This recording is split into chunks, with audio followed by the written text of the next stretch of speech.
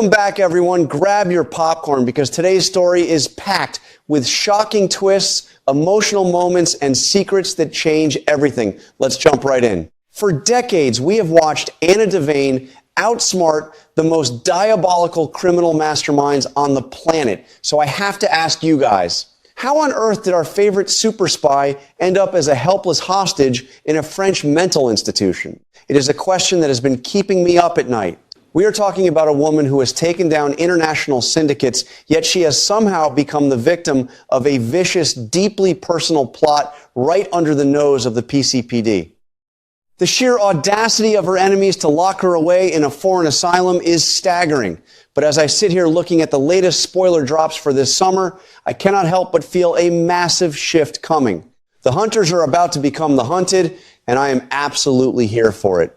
Do you really think someone like Anna Devane is going to stay locked up in a padded room for long? Let's talk about the masterminds behind this horrific setup, Ross Cullum and Jen Sidwell. These aren't just your run-of-the-mill Port Charles thugs. These guys are playing a high-stakes global game involving cold fusion. Whenever General Hospital brings up advanced, world-altering technology like cold fusion, my mind immediately goes back to the classic legendary storylines of the past. Think the Ice Princess or the Weather Machine. Ross and Jens are dealing with power that could change the world, and Anna was getting too close to the truth. But here is the real issue that no one is talking about. How deep does this corruption really go? We know the WSB director is involved, but I seriously doubt the conspiracy stops there. Every time I look at Jen Sidwell's smug face, I get the chilling feeling that there is an even bigger, darker puppet master pulling his strings from the shadows. Who could it be? Before she was shipped off to France in February, Anna was held captive at Windermere, and what they did to her there is nothing short of psychological torture. They gaslighted her into believing that Cesar Faison was still alive. Just let that sink in for a moment. Faison, the man who obsessed over her, terrorized her, and haunted her nightmares for decades. To use her deepest, darkest trauma against her to break her mind is incredibly cruel. It makes you wonder what kind of sick, twisted individual came up with that specific strategy. Was it just Ross and Jens, or did someone with an intimate knowledge of Anna's past orchestrate this mental breakdown? The psychological warfare is so intense that it makes me question everything we've seen on screen lately. Is there a chance, even a tiny fraction of a percentage, that Faison actually is alive and the gaslighting was just a cover for a terrifying reality? And honestly, can we take a moment to talk about Windermere itself? Does anything remotely happy or positive ever happen on Spoon Island? That Cassadine estate is practically a magnet for misery, kidnappings, and dark secrets. It feels like the walls of that castle are soaked in decades of deception. Every time a character sets foot on that island, you just know something terrible is about to unfold. I firmly believe that place needs to be burned to the ground, or at the very least, cleansed with a truckload of sage. The fact that Anna was held in the dungeons of Windermere just adds another layer of gothic horror to this entire storyline. What other dark secrets are buried in the catacombs of that estate right now? Are there other prisoners we don't even know about yet? This brings me to one of the most tragic and frustrating ironies of this entire plot. Before she was taken to France, Anna managed to hastily scribble a desperate message, a lifeline thrown into the dark. And who finds it? Jocelyn Jacks. For a split second, I thought the writers were going to let Joss blow this whole thing wide open and save Anna, but they pulled the rug right out from under us, didn't they? Because Jocelyn is currently being held hostage in the exact same cell at Windermere.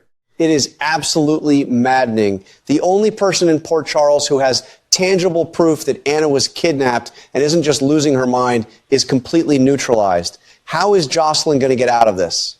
Will she find more clues left behind by Anna in that cell, or is she destined to be shipped off to a similar horrific fate? We absolutely cannot forget about the nightmare Jocelyn is currently enduring. Being locked in a damp, freezing cell is terrifying enough, but imagine the psychological toll it is taking on her. She found Anna's note. She knows a massive conspiracy is happening, but she is completely powerless to stop it. Is Jocelyn pacing that stone floor right now, trying to piece together the clues? We all know Joss has that fiery Spencer Jacks fighting spirit in her blood. She isn't the type to just sit down and wait to be rescued. I have a strong feeling that Jocelyn is going to attempt her own desperate escape from Spoon Island, but who is guarding her? Are there Cassadine loyalists still lurking in the shadows of Windermere, or are Ross Cullum's mercenaries patrolling the grounds? If Jocelyn does manage to break out, will she run straight into the arms of danger, or will she be the key to finally proving Anna's sanity to the rest of Port Charles? Now, let's get to the juicy part. The latest leaks indicate that this very week, Anna is going to execute a daring escape from that French mental facility. I don't know about you, but I have been waiting for this moment for months. I can already picture the scene. Anna tapping into her dormant WSB training, outsmarting the guards, and slipping out into the European night. But escaping is only the first step of a much larger, much more dangerous journey. Once she is out, she has absolutely nothing. No badge, no backup, no official resources. She is a fugitive who the world believes is completely insane. How is she going to survive those first few critical hours of freedom? Will she have to cross lines she promised herself she never would just to stay alive? We need to deeply analyze the emotional and mental state Anna will be in once she breaks free. This isn't just a physical escape. It is a battle for her own soul. Imagine the sheer exhaustion of having your reality constantly manipulated. Even when she gets out of that French facility, will she still have moments of doubt? Will she look over her shoulder, half expecting to see Cesar Faison's terrifying face staring back at her from the shadows? The trauma of being gaslighted to that extreme degree doesn't just vanish the moment you pick a lock and run into the woods. Anna is going to be dealing with severe trauma. This vulnerability makes her next moves so incredibly dangerous. She needs someone to anchor her to reality, but who can she possibly turn to when the whole world thinks she has lost her mind? The biggest question on my mind right now is what her first move will be. Does she immediately hop on a cargo ship and head straight back to Port Charles? Think about the reality of that scenario for a second. Imagine Anna walking through the front doors of the PCPD, looking disheveled, claiming she was kidnapped by an international cold fusion ring, and oh, by the way, she was hallucinating dead people because of psychological torture. Who is going to believe her? Mac? Robert? Even the people who love her most would look at her with pity and think she has completely lost her grip on reality. The villains have done their job perfectly. They haven't just stolen her freedom, they have stolen her credibility.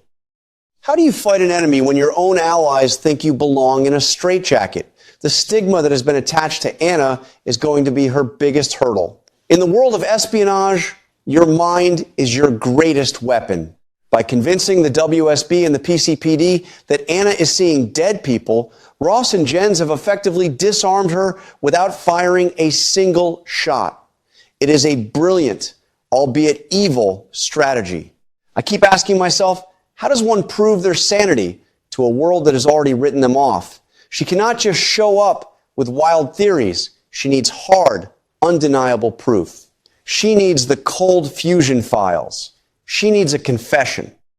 But getting those things requires her to operate in a town that is actively looking to commit her. It is a catch-22 of epic proportions. Do you guys think anyone in law enforcement will give her the benefit of the doubt, or is she entirely on her own? Let's take a step back and look at the bigger picture here regarding the WSB. Longtime viewers know that the World Security Bureau has a deeply troubling history of corruption and infiltration. We have seen the likes of Victor Cassadine completely compromise the organization from the inside out. Remember the days when Frisco Jones and Robert Scorpio were fighting tooth and nail to keep the agency pure? Now, it seems like the very foundation of the WSB is rotting away.